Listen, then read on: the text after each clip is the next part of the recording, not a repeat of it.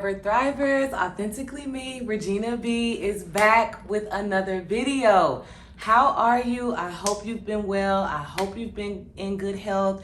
It's been a minute since I've done any of these videos or uploaded anything. And that's just because from the last video to now, so much has been going on. Good things, you know, good things, roller coasters, right? Roller coasters. So, and I will share that with you at the end of this video. But right now we are going to get into 30 Days of Hope and Help for the Adult Child of a Narcissistic Parent by Debbie Tudor. We are to day 9. So if you guys haven't checked out the previous videos, I really recommend that you do, just so you know where we are and what we're doing. And if you want to check out the original videos that I did, feel free to do that. That was like 2 years ago. And this is just something, this is like a litmus test. This is for me to see where I'm at 2 years later, going through the same therapy workbook. So let's get to day 9. And for those of you that don't know, these are not practice. These are not, I don't look over it before. Like I did that originally. Like I would go through it, I would write everything down, and then I would come back here and I would share it with you. These are impromptu.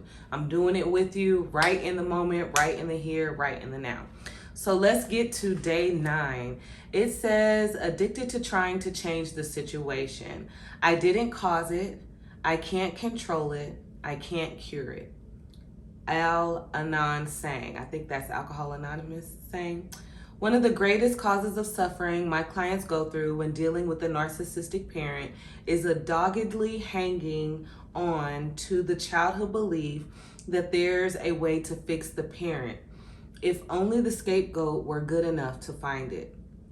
They go back again and again with reasoning, demands, and bribes, often at the urging of their flying monkey family members. This is caused by a mistaken assumption that the narcissist just doesn't understand what they're doing. The battle cry here is make them see. Trying to change another adult is a manipulative exercise in futility, and we only serve to make things worse, and will only serve to make things worse. This is why those of us who are certified to counsel the victims of narcissists know that the worst thing you can do is bring the narcissistic parent into a therapy session to work on the relationship. I agree. So my thoughts on this now. There was a hanging on. So we've been no contact coming up on, I want to say 4 or 5 years now. But this is not the first time that I was ghosted or given the silent treatment. It's happened throughout my life, from college all the way to what happened coming up on 5 years ago. And like I said in previous videos, I was always the one that would try to make amends. I would reach out, I would send a card, whether it's a birthday card or a Mother's Day card or something like that. And then after I made contact, then she would reach out to me, and then the cycle would just kind of reset and begin all over again. And there is that, like she said in this, they go back again and again with reasoning. So my reasonings would be like feelings of unhealthy guilt, like, well, she's my mom, you know, I have a Christian background, so it's like, honor thy mother and thy father so thy days will be long. And then the reasoning is like, am I not being honoring? Well, she did stop talking to me. Well, you know, and so it would be this reasoning that would just play over and over in my mind, to where finally I would just give in, just to be able to do the right thing. And I will say this, the positive thing that came out of that is one of my talents is forgiveness, whether you ask for it or whether you don't. And that is just one of my talents. And I feel like it's a talent to be able to forgive and just let stuff go and not seek vengeance and not, you know, I'm not trying to be right. I'm not trying to make you wrong, you know, just let it go, you know? So I will say that. And then demands and bribes. And as you guys know, the reason that I picked this up is because a flying monkey family member tried to guilt me and tried to get me to reach out. And like I've told you guys, and I'll say it again, I pray about everything, and I genuinely seek God for the answer. And I pray to him, Lord, please don't let me have any grudges in my heart. Please help me to forgive. Do you think I should reach out? And since I've done that, it's always been a no. It's never been a thing where I'm not quite sure I'm hearing correctly. It's not like a no and then a, well, maybe yes. Like it previously used to be. It's just a nice, soft, gentle no. And I remember the first time I prayed, excuse me, I'm sorry. The first time I prayed and asked it, it was a no, and it was a don't go chasing anything. Don't hold any grudge in your heart. Don't hold any unforgiveness in your heart. Forgive, let it go. Acknowledge your hurt, acknowledge your anger, put it before me, and then move forward. Move forward. And that's what came back to me. Like, no, don't go chasing anything. If she reaches out to me and, I can get to the phone, or I'm not busy, or I feel that it's like God, like, okay, then yeah, I'll answer the phone. I don't have no problem with that. So, and then it says the mistaken assumption that the narcissist just doesn't understand what they're doing. I thought that once. I did. I thought like she doesn't understand. And my narcissist parent was adopted, so I would make that as an excuse as well. Like, maybe there's just certain things that she doesn't feel because of, not because she was adopted, but just because of the whole circumstances around. That's a whole drama. That's not my story to tell, but the circumstances around it was just very secretive, very manipulative. And so I always would give her that excuse, like, well, maybe it's because of that. And it's like, no, you understand what you're doing. You understand exactly what you're doing. And the reason I firmly stand on that is because I am a parent myself. And I am not a perfect parent. No parent is perfect. But just like with our children, when we see them doing something wrong, when God sees us doing something wrong, he convicts us. Our conscience flares up. And when I know as a parent I've done something wrong towards my children, I know.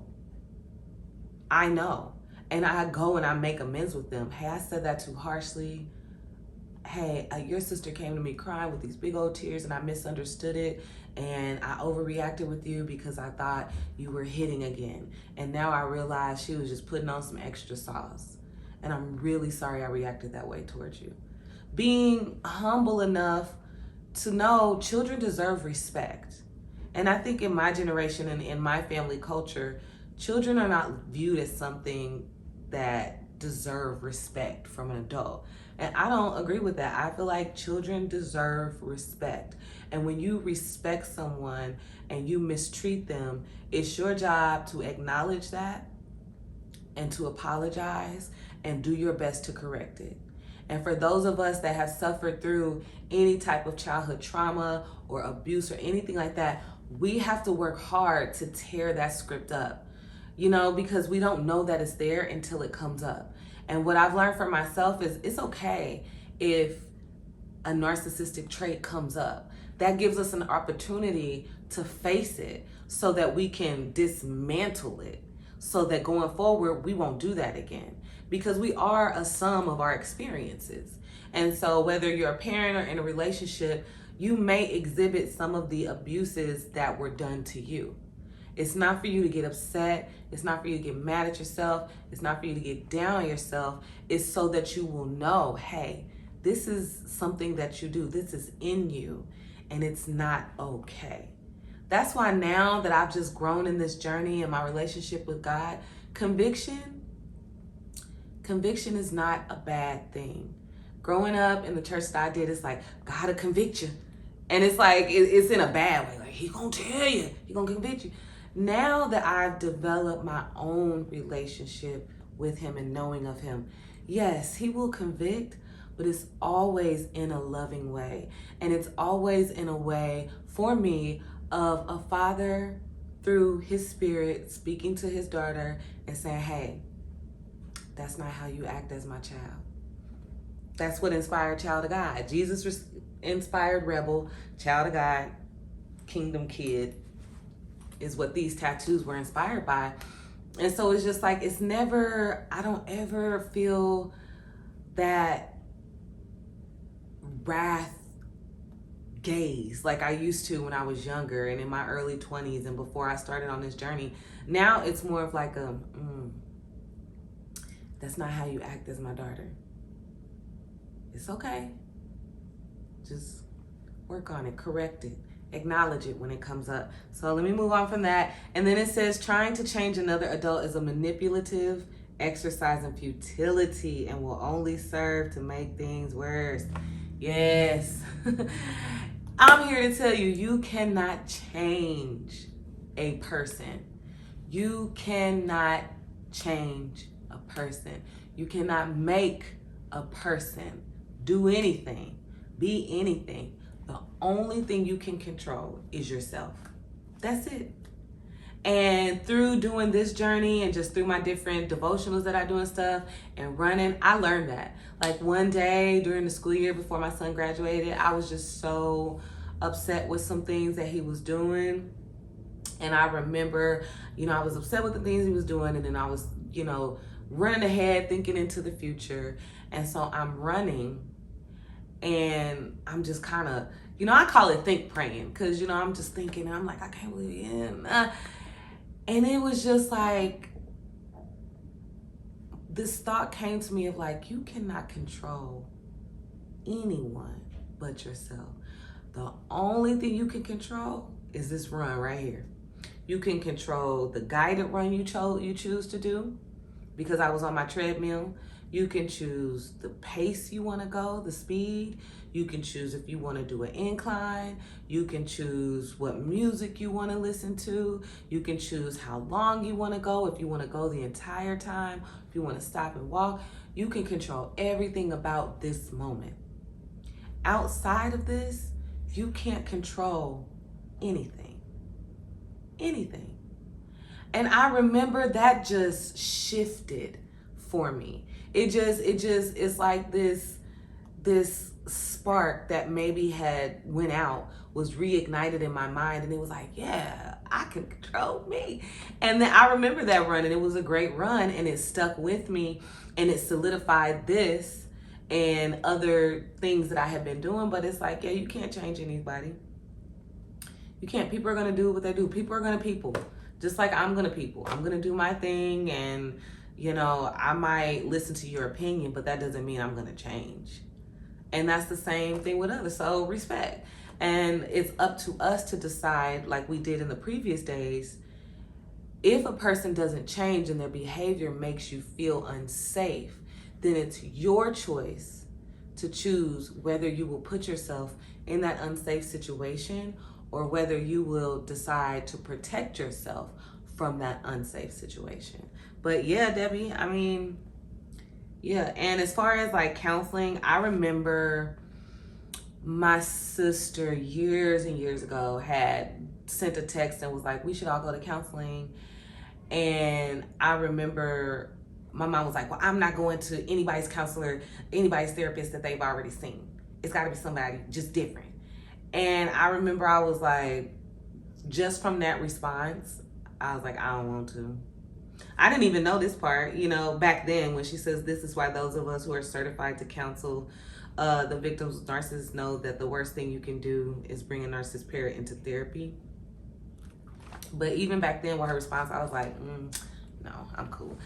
So, y'all like my overalls? I found some overalls. I've been wanting overalls for a while now, but I haven't found a pair that I was like, I'll pay that and I'll buy those.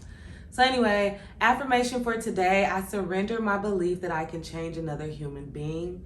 I let go and turn my focus to freedom. I surrender my belief that I can change another human being. I let go and turn my focus to freedom. Third time. I surrender my belief that I can change another human being. I let go and turn my focus to freedom. Yes. What this means to me, it's not my job and it's not my responsibility to change another person, to change their mind, to change their heart, to change their opinion of me. It's not my job. It's not my responsibility. It never was. If somebody gave me that baton, I'm giving it right on back, because it's not my responsibility to change another person. I can't make you do anything. I can't make you be anything.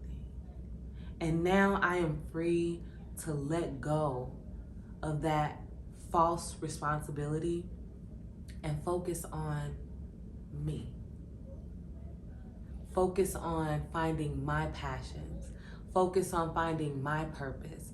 Focus on finding what brings me joy. Focus on building a strong family. Focus on developing myself, learning myself. I'm learning so much about myself. Things that I was like, I remember I liked that, but had gotten pushed down, whether through ridicule or just lack of support. Now it's like, that's why I feel childlike. Like, I'm a grown woman, but I'm a child of God. And so I'm discovering all these awesome new things and all these really cool character traits that I have. And if I kept my focus on trying to change another human being, I wouldn't have found the freedom to do any of the things that I'm doing, or to do any of the things I just described. And that is what that means to me. Journal to heal.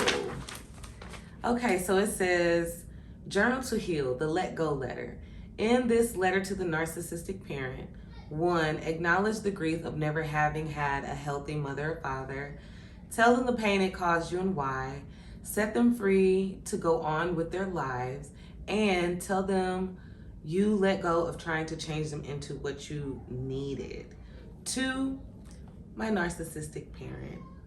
I acknowledge that there was a lot of grief of never having a healthy relationship with loving boundaries.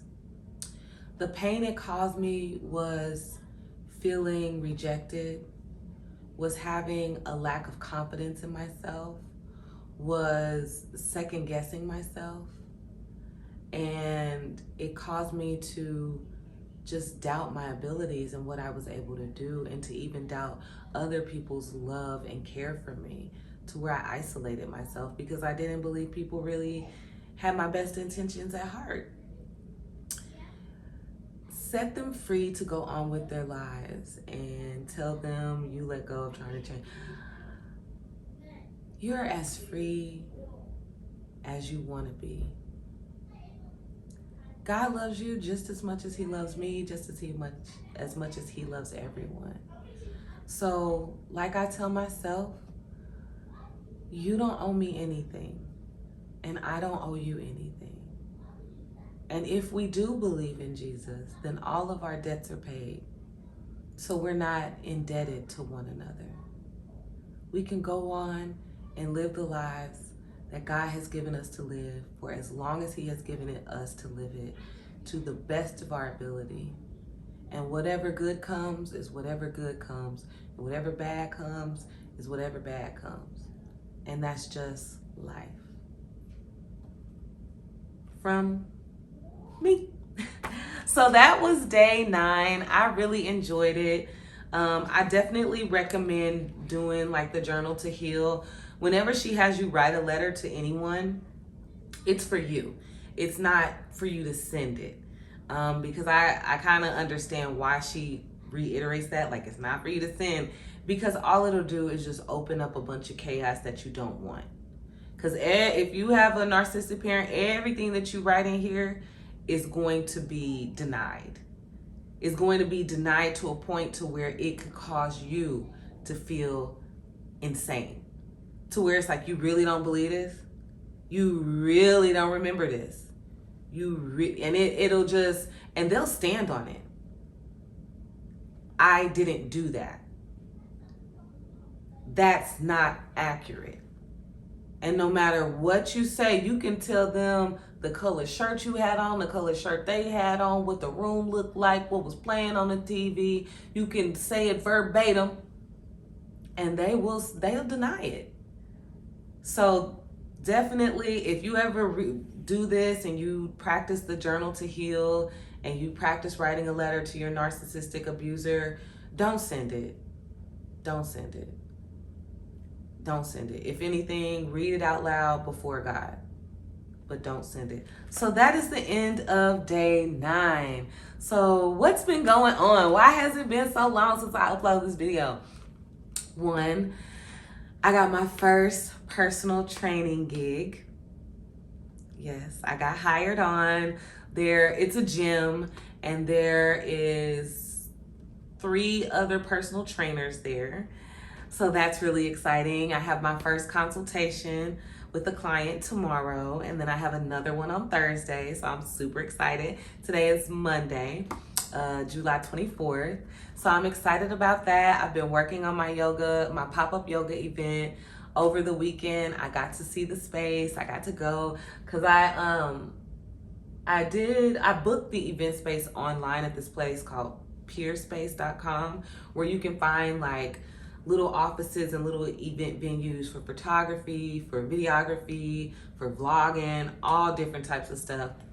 So I found it online, and then I physically got to go see it this past weekend, and it is just perfect for what I'm trying to do.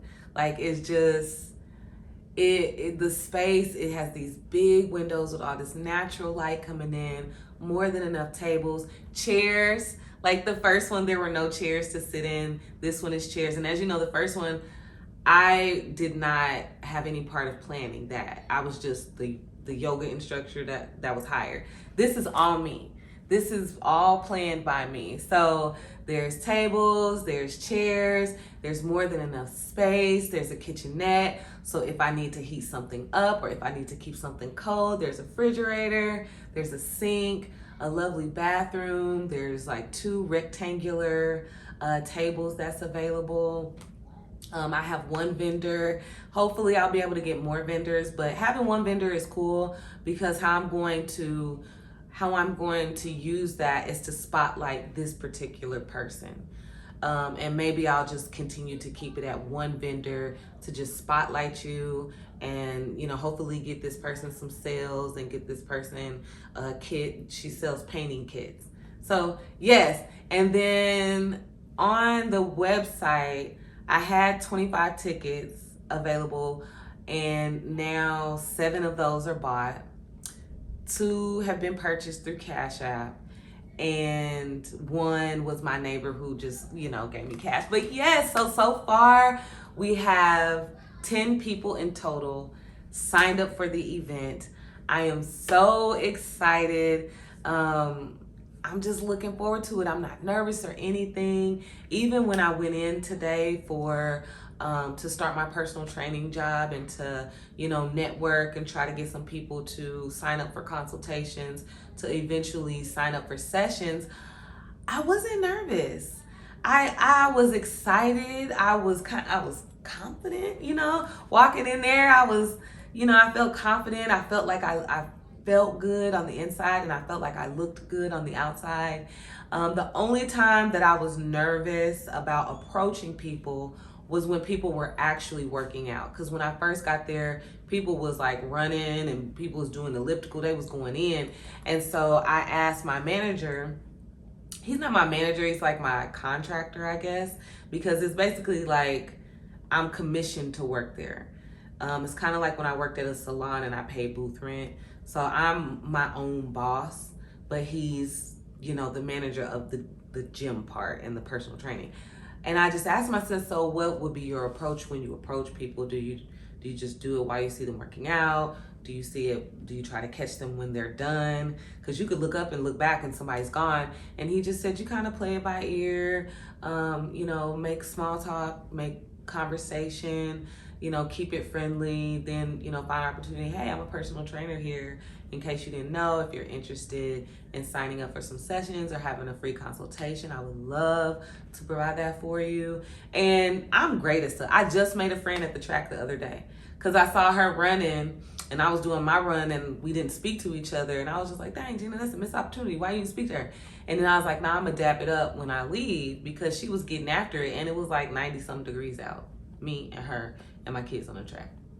And so I dapped it up and we exchanged numbers, and I'm like, whenever you come up here to run again, if you want a running buddy, just call me and let me know. So I'm great at doing that. Like, that's why the social anxiety thing is just hit or miss. I really just feel like it's like grocery stores and things like that. But let me go ahead and get off of here. Quiet time is over and they're ready to get up and get out, and I don't blame them. They haven't been in there that long, but I don't blame them because they hear me talking and they want to know what's going on. But that's what's been going on with me.